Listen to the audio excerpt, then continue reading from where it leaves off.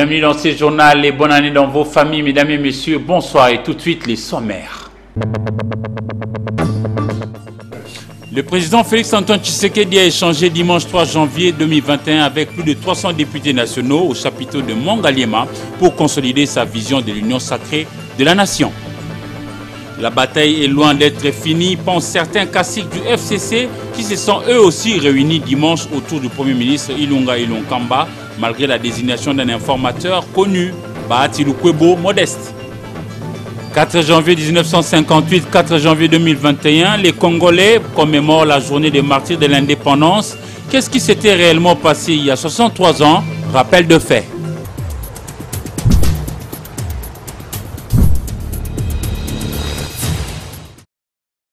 Encore une fois, mesdames et messieurs, bonsoir et bonne année dans vos familles. Conduit par le président ad intérim de l'Union pour la démocratie et le progrès social, UDPS, Kaboun Akabound, Jean-Marc, plus de 300 élus députés nationaux ont échangé dimanche 3 janvier 2021 avec le président congolais Félix-Antoine Tshisekedi Tshilombo. Cette rencontre hautement symbolique s'est déroulée au chapiteau de la Cité de l'Union africaine située dans la commune de Ngaliema. Repartis en 10 groupes parlementaires, ces élus du peuple sont venus réaffirmer leur appartenance à la nouvelle union sacrée, la presse présidentielle.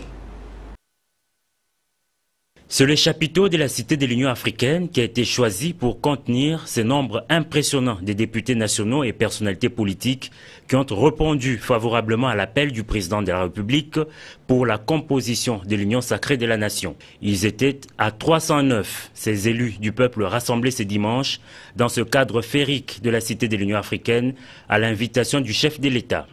Lors de son entrée, le garant de la nation a eu droit à une standing ovation.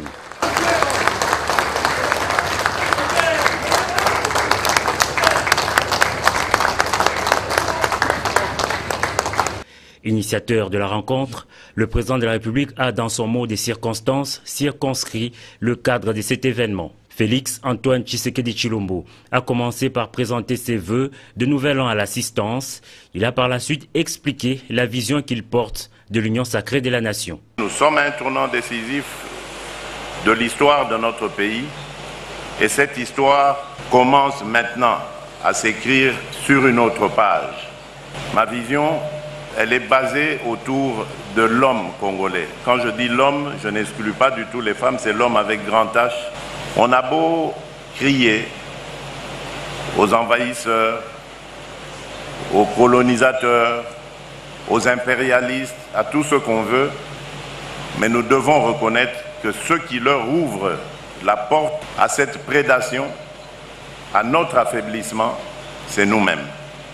Le Congolais a perdu l'amour du Congolais et du Congo, sa patrie. Aujourd'hui, il y a quelqu'un à la tête de votre pays qui est prêt à vous écouter, qui croit en vous, qui croit en vos aptitudes. Quant aux députés nationaux FCC qui ont accepté d'adhérer à la nouvelle gouvernance du pays, le garant de la nation les a rassurés. Vous n'avez pas trahi, a-t-il dit. Là, je m'adresse principalement à nos frères et sœurs, honorables députés venus du FCC. Je voulais vous dire, surtout à vous, ne vous sentez pas du tout gênés parce qu'on vous chante à longueur de journée que vous avez trahi. Ce n'est pas vrai.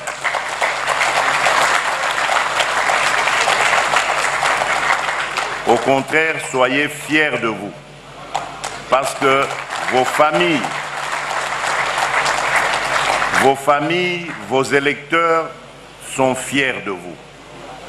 Vous les avez honorés. Vous n'avez trahi personne. parce que vous n'avez pas transformé vos engagements politiques. Vous n'avez pas quitté un parti politique pour entrer dans un autre. Vous avez compris tout simplement où était le bon sens et l'intérêt de notre nation. Et vous y avez répondu. Tour à tour, les députés nationaux se sont succédés à la tribune pour affirmer leur loyauté à l'autorité suprême du pays. C'est le président du bureau d'âge de l'Assemblée nationale qui a ouvert le bal. Ensuite, ont défilé les représentants des partis et regroupements politiques, toutes tendances confondues.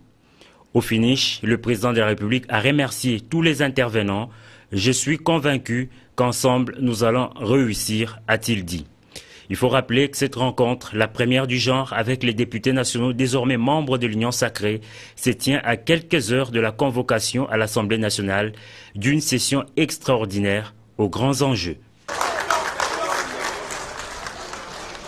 Prenons la parole au cours de cette rencontre au nom du groupe de députés MS, G7 et alliés. Christian Mwando Simba a dit la détermination de membres de ces groupes d'accompagner le chef de l'État jusqu'au bout pour le bien-être du peuple congolais. Suivez-le. Monsieur le Président de la République, chef de l'État, après votre discours, il ne reste pratiquement plus rien à dire.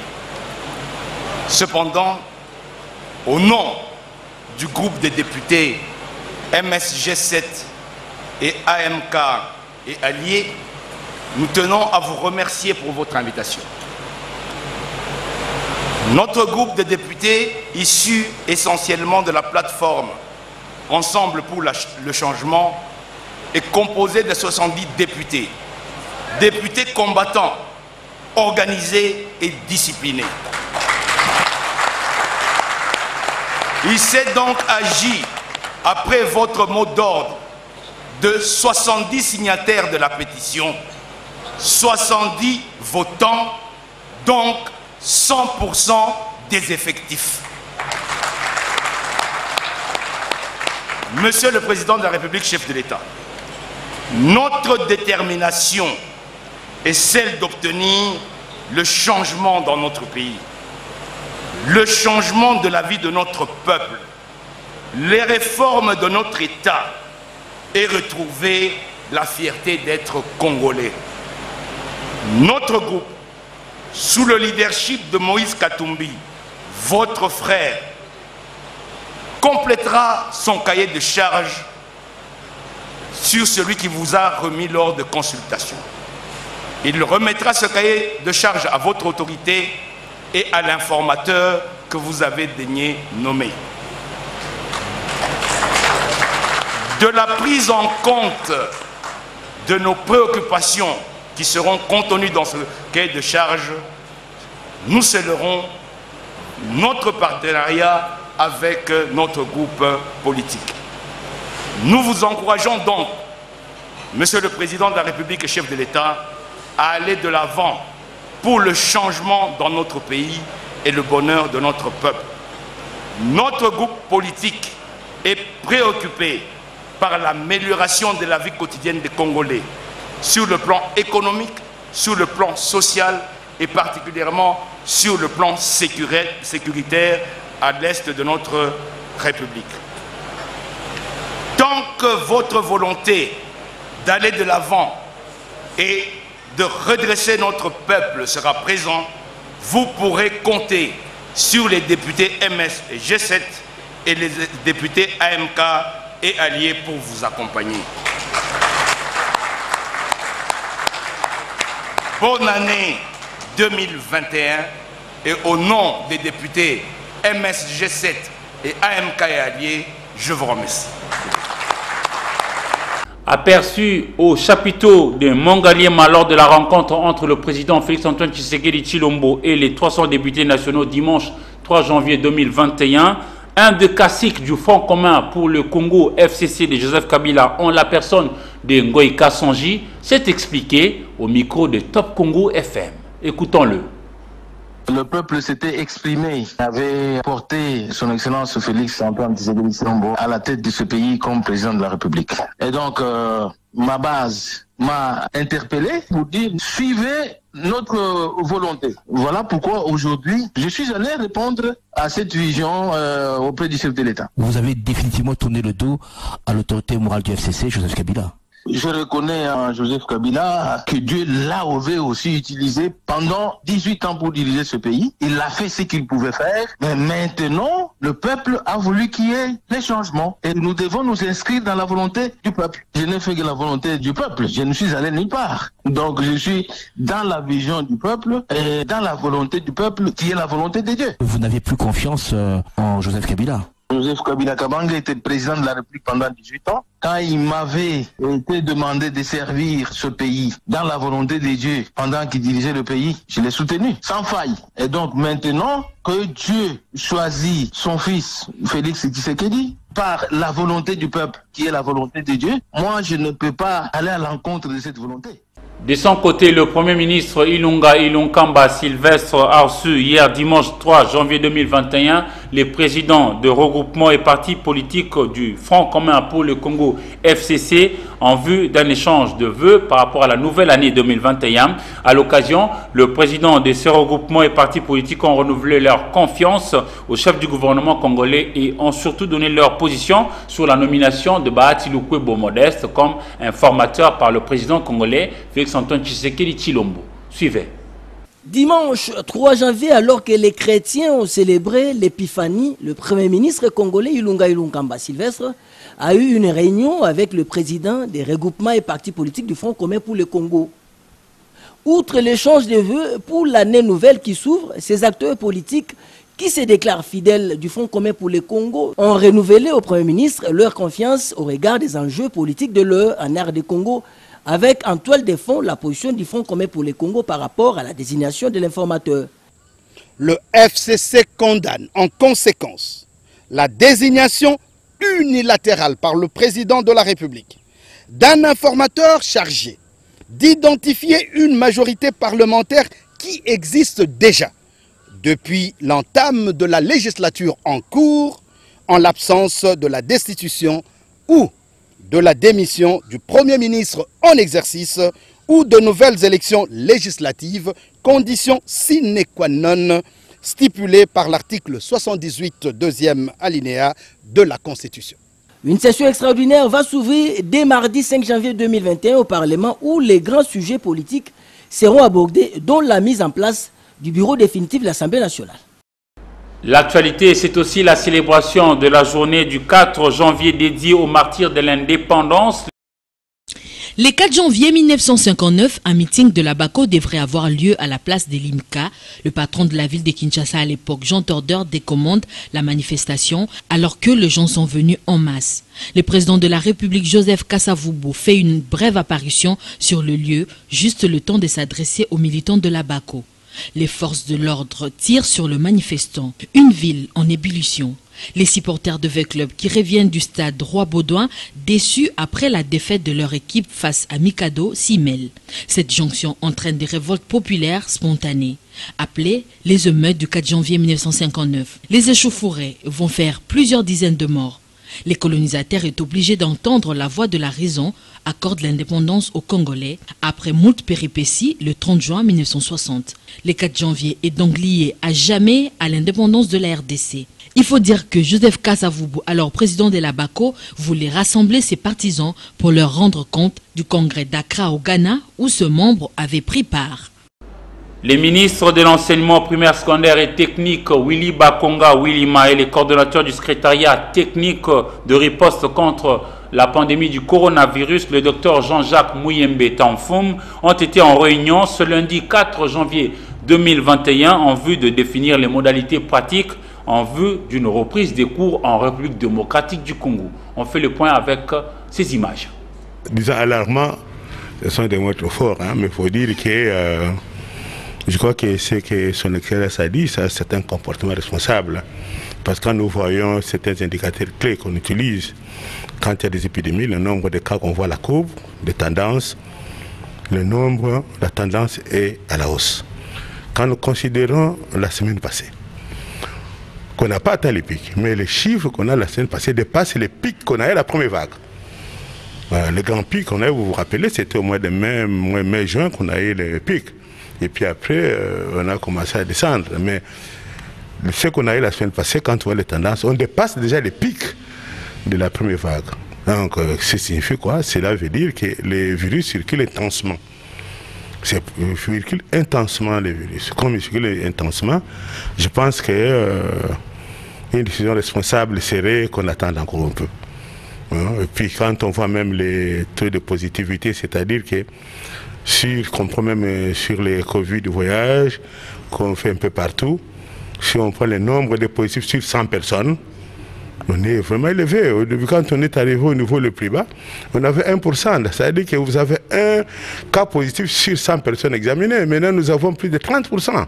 Donc, vous avez 30 cas positifs sur 100 personnes examinées. C'est très élevé. Ça sont des signes d'une circulation intense des virus. Donc, il faut qu'on soit prudent. Comme l'a dit son écran, qu'on soit prudent. On peut voir après 2-3 semaines, on va tenir compte quand on a pris ces mesures, et puis on tient compte, en tenant compte de l'incubation même de la maladie, je crois qu'après 2-3 semaines qu'on peut évaluer. Si c'est bien passé, mais sinon, je vous dis, après 2-3 semaines, au lieu d'avoir encore beaucoup de cas, pourquoi, avec les deux fêtes qu'on a eues, même s'il y avait des mesures, mais les gens, on a appris que les gens se réunissaient pour fêter, quoi. Donc on ne serait pas étonné la semaine prochaine qu'on puisse avoir plus de cas. Je crois que c'est prudent d'attendre. Le président de la République, chef de l'État, met un point d'honneur à la formation d'une élite responsable pour construire un pays plus beau qu'avant, mais pas à n'importe quel prix.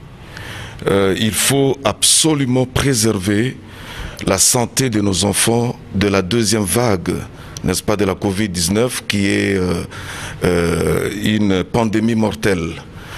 Et aujourd'hui, nous sommes venus échanger avec le comité multisectoriel de lutte contre la Covid pour voir un peu si réellement les enfants peuvent reprendre les cours demain et voir les indicateurs que ça donne. Est-ce que nous pouvons vraiment prendre ces risques-là de faire revenir les enfants à l'école?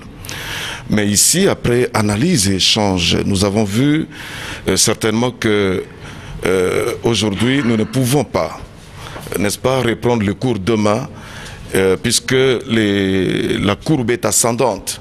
Pendant qu'au Congo, l'on célèbre la journée de martyrs de l'indépendance du 4 janvier 1958, l'humanité, elle, célèbre le 4 janvier comme étant la journée internationale de Braille, partie de l'invention du français Louis Braille, qui a mis au point l'écriture Braille, qui permet aux personnes aveugles de communiquer elles aussi par voie de l'écriture, suivez justement à l'aide du toucher. Esther Badi Biabia pour la suite. Selon les statistiques présentées par l'ONU, dans le monde, 39 millions de personnes sont aveugles et 253 millions supplémentaires ont une déficience visuelle. Pour ces personnes, les brailles fournissent une représentation tactile des symboles alphabétiques et numériques leur permettant de lire le même livre et périodique imprimé que c'est disponible en version test. Les brailles est essentiel en termes d'accès à l'éducation, des libertés d'expression et l'opinion, ainsi que l'inclusion sociale, comme les reflète l'article 2 de la Convention relative aux droits des personnes handicapées. Cependant, même en temps normal, les personnes qui vivent avec un handicap ont un accès moindre que quiconque aux soins de santé, à l'éducation, à l'emploi ou à la vie sociale. Ces personnes sont exposées à un risque élevé de pauvreté, de violence ou de négligence et sont au nombre de celles les plus marginalisées dans la communauté touchée par la crise. La pandémie a démontré à quel point il est très important de produire des contenus dans les formats accessibles à tous, y compris en braille ou en format audio. Pour rappel, cette journée mondiale du braille est célébrée depuis 2019 pour souligner l'importance du braille dans la pleine réalisation des droits fondamentaux des personnes aveugles et malvoyantes. La jeunesse du quartier Kimbangu, nous sommes dans la commune de Kalamou, réunie au sein du comité mixte de Kalamou, a été sensibilisée sur ses droits au regard de cachots, pirates parsemés dans la capitale Kinshasa. Suivez. La vie est sacrée. C'est autour de ce thème que les jeunes du quartier Kimbangu, dans la commune de Kalamou, se sont réunis pour dire non aux cachots pirates dont ils sont souvent victimes. C'est une bonne initiative. Premièrement, je félicite Kojeski en collaboration avec RCN parce qu'il est en train de rapprocher la population et la police. Beaucoup de gens croyaient que la population et la police ne peuvent pas cohabiter. Or, la police est obligée de travailler en collaboration avec la population. Et notre population doit être sensibilisée pour connaître ses droits. Les détenus, les gens qui sont arrêtés pour n'importe quel motif, ils ont aussi leurs droits. La police doit connaître que ces gens-là, ils ont des droits à respecter. Le RCN, notre partenaire avec la Kojeski, nous a donné mission de sensibiliser la population, d'expliquer à la population le droit. Surtout, ce droit est bien spécifié dans la Constitution de notre pays, en son article 16 et 18, où on dit que la personne humaine est sacrée. Il faut dire que cette rencontre s'est apaisantie sur les articles 16 et 18 de la Constitution qui évoquent justement le caractère sacré de la vie impliquant sa protection par l'État. À l'occasion de festivités de fin d'année, la conseillère du ministre des Genres, Famille et Enfants a rendu visite aux orphelins de la maison d'accueil nommée Orphelinat Mati Safari et leur a apporté, outre des cadeaux, des vivres et beaucoup d'autres articles non vivres. Suivez ces commentaires.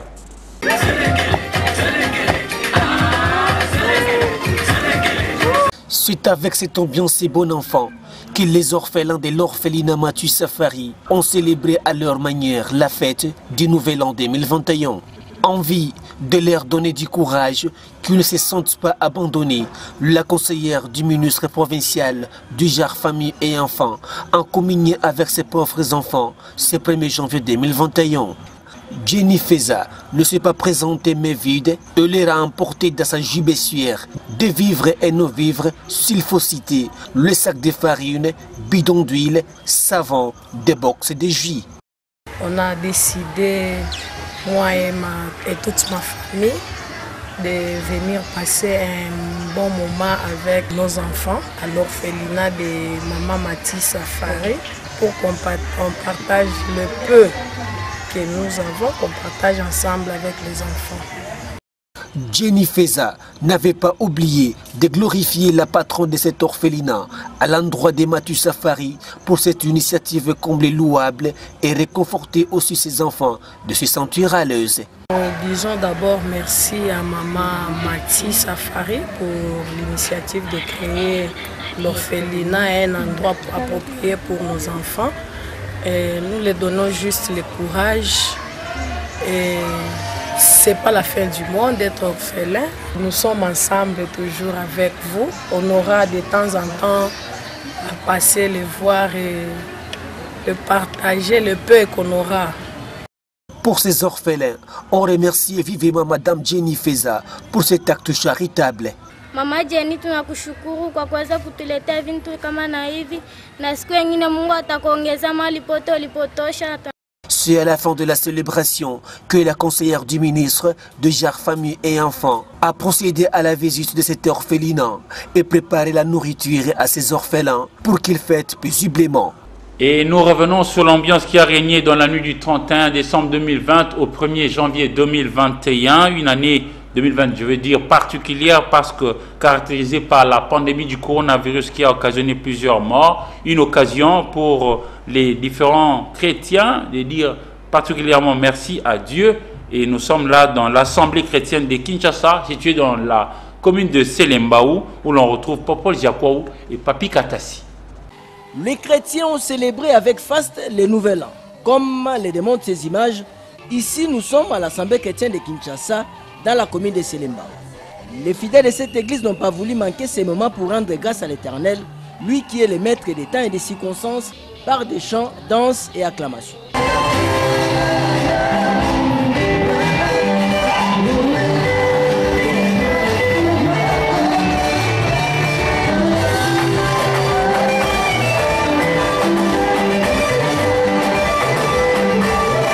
Le pasteur de cette église, le prophète Daniel Kanika, a rendu grâce à l'Éternel pour la fin de cette année qui était marquée par plusieurs événements négatifs, notamment la Covid-19. D'après tout ce qui s'est passé cette année,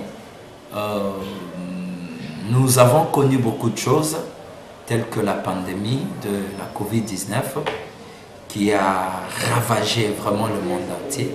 Et nous bénissons l'Éternel, pourquoi? Puisque dans nos familles, on n'a pas eu de cas compliqués et on n'a pas eu de décès. Et Dieu nous a protégés. Voilà notre raison de célébration. Aujourd'hui, les 31, on était venus célébrer le nom de l'Éternel. C'est lui qui a permis que nous puissions être en vie. Il a commencé avec nous l'année et il a terminé avec nous. Donc, c'est pourquoi aujourd'hui, on était venus uniquement pour le louer et puis clouer cette maladie de Covid-19 et que ça ne puisse pas prendre l'ampleur au-delà du nom de Jésus-Christ. À tous les chrétiens du monde entier, une bonne année de grâce et de bonheur 2021. Décédé il y a quelques jours de suite d'une maladie, le corps du coach Mira Congo, membre de la direction technique nationale de la Fédération congolaise de football et associé FECOFA, a été levé cet avant-midi du funérarium de la clinique quinoise située dans la commune de Lagombe pour être inhumé cet après-midi toujours dans la capitale Kinshasa. Marceline Mazé, Mwakomania. En ce 4 janvier où les Congolais dans leur ensemble se souviennent des martyrs de l'indépendance, les sportifs, particulièrement les férus congolais du ballon rond dans les 2 versions, gardent une mémoire pieuse pour Mira Konga, qui durant toute sa vie a servi les footballs congolais. D'abord en tant que joueur, puis entraîneur et encadreur des amateurs. Mira, qui a quitté la terre des hommes, a été conduit curieusement ce 4 janvier en sa dernière demeure, à Mingadi, où il reposera désormais dans l'éternité. Les exigences de la Covid-19 ont contraint la famille, sa famille, ses amis et ses encadrés à lui rendre un dernier hommage de quelques minutes à l'esplanade de la morgue de la clinique quinoise où son corps était gardé. Avec lui, on a fait monter l'équipe de l'Inter à l'entente provinciale de football de Kinshasa. Même s'il était parti, il était toujours à côté de nous pour nous conseiller, voire même dans nos différentes séances d'entraînement, il était là pour nous apporter beaucoup de sa touche. Merci vraiment pour la coach Mira. J'ai dit un grand merci au coach Mira. Si j'ai joué à l'équipe nationale, c'était entre autres grâce à lui. Nous sommes attristés de sa disparition.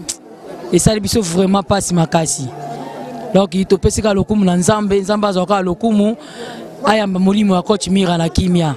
C'est une émotion pour nous témoigner vraiment ça pas si makasi parce que je suis émotionné. J'étais avec lui au quartier d'Elvo. À chaque fois on causait, à chaque fois on discutait. On était vraiment ensemble. Difficile de perdre un si grand personnage. Ça passe, il y a perdre Mouto et Malamu mingi vwe. Na ASF azaki peu exemplaire. Donc on a ASF kala tanga linga banda musala nde nzamba yeko bengaye. Donc azamuto atikali pena gravé na mitema na biso na kobosa na été na manso ça na football na osa na ASF. Mira Konga tire sa révérence à 57 ans et laisse une veuve et 6 enfants. Que son âme repose en paix. Très touché par la sympathie et la compassion dont le gouvernement de la République a fait preuve à la suite du décès de leur frère, Hérold Michel Vouzimeya, ministre délégué en charge des affaires coutumières, les membres de la famille du défunt, quoique profondément affectés, présentent leur vif et sincère remerciement à son Excellence, Monsieur le Président de la République, Félix-Antoine Tshisekedi, chef de l'État, qui a tenu à s'incliner personnellement devant la dépouille mortelle de l'illustre disparu. À cette occasion, il a voulu témoigner toute sa compassion à la famille éplorée. Il a aussi exprimé sa disponibilité à recevoir à tout moment les doléances de la veuve et des orphelins de son ancien collaborateur décédé. La famille du défunt exprime également toute sa reconnaissance à l'endroit de son Excellence, Monsieur le Premier ministre, chef du gouvernement, Ilunga Ilunkamba Sylvestre, et tous les membres du gouvernement de la République pour tout le soutien moral, matériel et financier dont elle a bénéficié de la part du gouvernement national durant cette dure épreuve. L'Éternel a donné, l'Éternel a repris, que son nom soit loué. Pour la famille Mvuzi-Meya, signé le docteur Christophe Congo-Meya. Encore une fois, bonne année dans vos familles, mesdames et messieurs. C'en est fini pour cette grande édition du journal. Merci à vous et au revoir.